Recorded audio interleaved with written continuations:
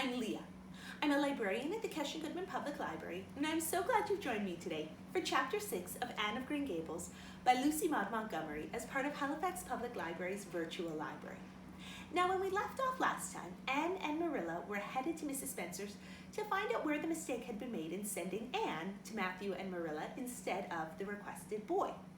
Anne had told Marilla a little bit about her backstory, and Marilla was beginning to understand a bit more about who Anne was. Let's see what happens next. In Chapter 6, Marilla makes up her mind. Get there they did, however, in due season. Mrs. Spencer lived in a big yellow house at White Sands Cove, and she came to the door with surprise and welcome mingled on her benevolent face. "Dear, dear," she exclaimed, "you're the last folks I was looking for today, but I'm real glad to see you. You'll put your horse in? And how are you, Anne?" "I'm as well as can be expected, thank you," said Anne smilelessly. A blight seemed to have descended on her. "I suppose we'll stay a little while to rest the mare," said Marilla, "but I promised Matthew I'd be home early. The fact is, Mrs. Spencer, there's been a queer mistake somewhere, and I've come to see where it is. We sent word, Matthew and I, for you to bring us a boy from the asylum. We told your brother Robert to tell you we wanted a boy 10 or 11 years old." "Marilla Cuthbert, you don't say so," said Mrs. Spencer in distress. "Why, Robert sent the word down by his daughter Nancy, and she said you wanted a girl, didn't she, Flora Jane?" appealing to her daughter, who had come out to the steps. "She certainly did, Mrs. Cuthbert," corroborated Flora Jane earnestly. "I'm dreadfully sorry," said Mrs. Spencer. "It is too bad, but it certainly wasn't my fault, you see, Miss Cuthbert. I did the best I could, and I thought I was following your instructions. Nancy is a terrible flighty thing. I've often had to scold her well for her heedlessness." "It was our own fault," said Marilla resignedly. "We should have come to you ourselves and not left an important message to be passed along by word of mouth in that fashion. Anyhow, the mistake has been made, and the only thing to do now is to set it right. Can we send the child back to the asylum? I suppose they'll take her back, won't they?"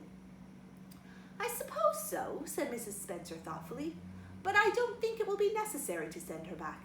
Mrs. Peter Blewett was up here yesterday, and she was saying to me how much she wished she'd sent by me for a little girl to help her. Mrs. Peter has a large family, you know, and she finds it hard to get help. Anne will be the very girl for her. I'd call it positively providential." Marilla did not look as if she thought Providence had much to do with the matter.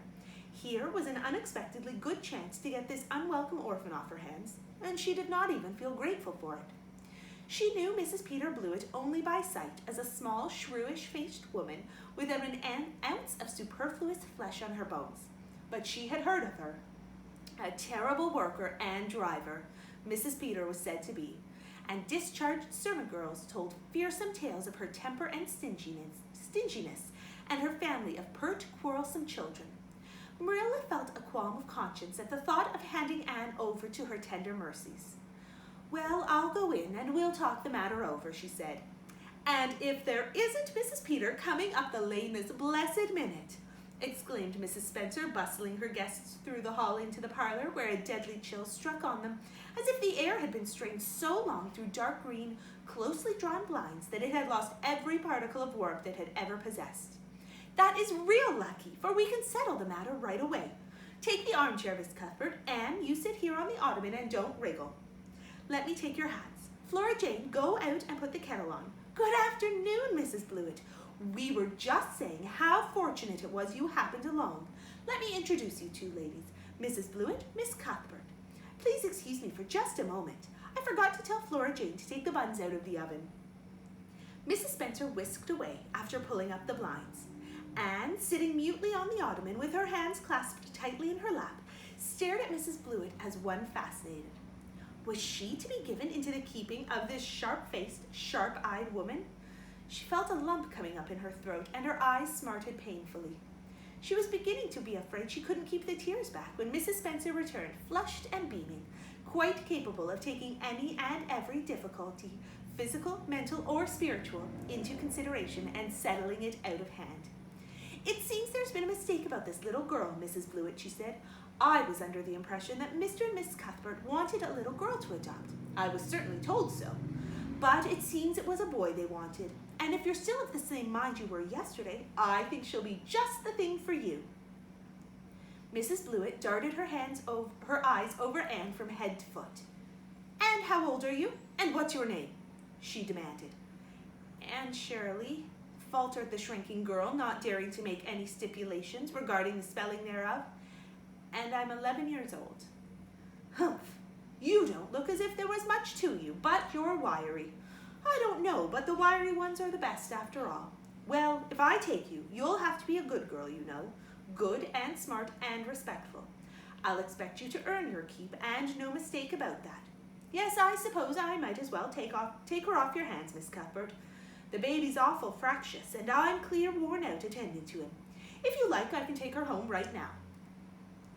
Marilla looked at Anne and softened at the sight of the child's pale face with its look of mute misery, the misery of a helpless little creature who finds itself once more caught in the trap from which it had escaped. Marilla felt an uncomfortable conviction that, if she denied the appeal of that look, it would haunt her to her dying day. Moreover, she did not fancy Mrs. Blewett. To hand a sensitive, high-strung child over to such a woman? No, she could not take the responsibility of doing that. "Well, I don't know," she said slowly. "I didn't say that Matthew and I had absolutely decided that we wouldn't keep her. In fact, I may say that Matthew is disposed to keep her. I just came over here to find out how the mistake had occurred. I think I'd better take her home again and talk it over with Matthew. I feel that I oughtn't to decide on anything without consulting him. If we make up our mind not to keep her, we'll bring her or send her over to you tomorrow night.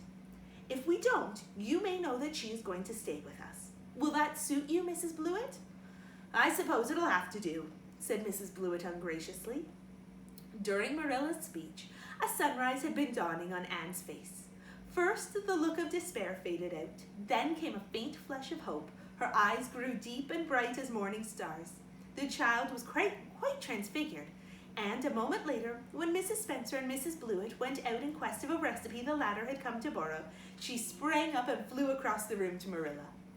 "Oh, Miss Cuthbert, did you really say that perhaps you would let me stay at Green Gables?" she said in a breathless whisper, as if speaking aloud might shatter the glorious possibility. "Did you really say it, or did I only imagine that you did?"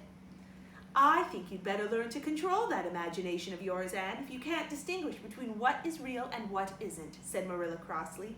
"Yes, you did hear me just say that, and no more. It isn't decided yet, and perhaps we will conclude to let Mrs. Blewett take you after all. She certainly needs you more than I do." "I'd rather go back to the asylum than to go live with her," said Anne passionately.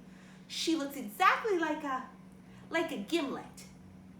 Marilla smothered a smile under the conviction that Anne must be reproved for such a speech. "A little girl like you should be ashamed of talking so about a lady and a stranger," she said severely. "Go back and sit down quietly and hold your tongue and behave as a good girl should." "I'll try to do and be anything you want me, if you'll only keep me," said Anne, returning meekly to her ottoman. When they arrived back at Green Gables that evening, Matthew met them in the lane. Marilla from afar had noticed him prowling along it and guessed his motive. She was prepared for the relief she read in his face when he saw that she had at least brought Anne back with her. But she said nothing to him relative to the affair until they were both out in the yard behind the barn milking the cows. Then she briefly told him Anne's history and the result of the interview with Mrs. Spencer. "I wouldn't give a dog I like to that Blewett woman," said Matthew with unusual vim. "I don't fancy her style myself," admitted Marilla, "but it's that or keeping her ourselves, Matthew. And since you seem to want her, I suppose I'm willing, or have to be. I've been thinking over the idea until I got you kind of used to it. It seems a sort of duty. I've never brought up a child, especially a girl, and I dare say I'll make a terrible mess of it, but I'll do my best. So far as I'm concerned, Matthew, she may stay." Matthew's face was a glow of delight. "Well now, I'd reckon you come to see it in that light, Marilla," he said. "She's such an interesting little thing." "It'd be more to the point if you could say she was a useful little thing," retorted Marilla. "But I'll make it my business to see she's trained to be that. And mind, Matthew, you're not to go interfering with my methods. Perhaps an old maid doesn't know much about bringing up a child, but I guess she knows more than an old bachelor.